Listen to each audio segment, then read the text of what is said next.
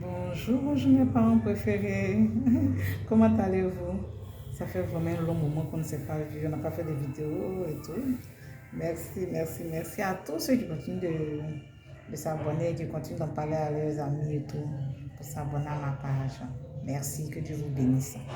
Mes préférés, je suis de retour, je vous ai promis, je vous ai dit que c'était bientôt la reprise des vidéos. Et aujourd'hui, je reprends. Merci à tous.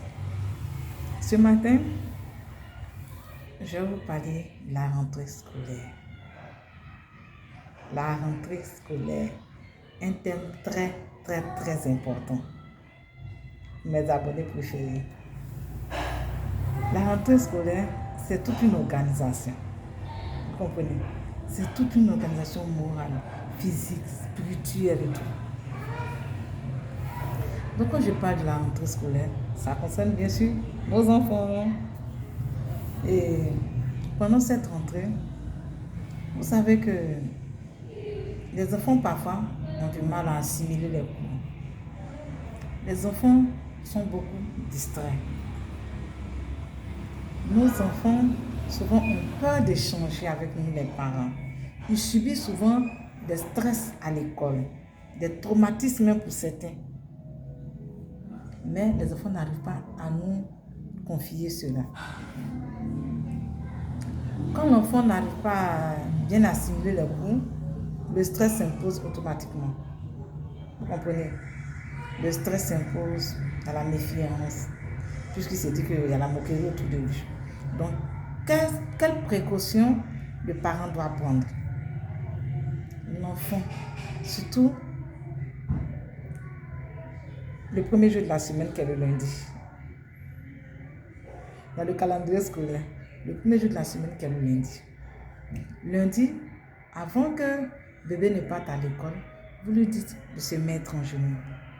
Vous lui imposez la main droite. Et vous proclamez des paroles de bénédiction, la réussite, afin que cet enfant soit brillant, qu'il ait l'esprit ouvert, que le Saint-Esprit lui ouvre l'esprit, afin de retenir tous les cours qu'ils vont nous donner en classe. Que le Seigneur mette des signes sur lui, afin que l'ennemi ne puisse pas l'approcher. Parce que souvent, on attaque la vie de l'enfant, on attaque son intelligence. Vous comprenez? Donc du coup, l'enfant a une santé très fragile. Chaque fois l'enfant est malade, chaque fois l'enfant est malade. Mais nous ne savons pas réellement de quoi cet enfant souffre. Vous comprenez? Donc qu'est-ce que le parent doit faire? C'est de proclamer des paroles de bénédiction sur la vie de cet enfant. Quand l'enfant vient te dire, maman, je n'ai pas compris tel coup, papa, je n'ai pas compris. Vous le faites à soi, vous lui expliquez calmement. N'ajoutez pas sur le stress qu'il vit déjà. N'ajoutez pas d'autres trucs dessus encore, s'il vous plaît. Parlez calmement à l'enfant, tout doucement, pour qu'il puisse comprendre réellement le cours.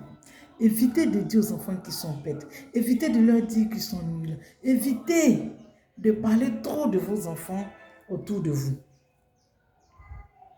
Quoi que l'enfant est, retenez toujours que c'est un enfant. C'est normal qu'il soit distrait. C'est normal que pour l'enfant puisse vraiment s'intéresser aux amusements plus qu'aux cours.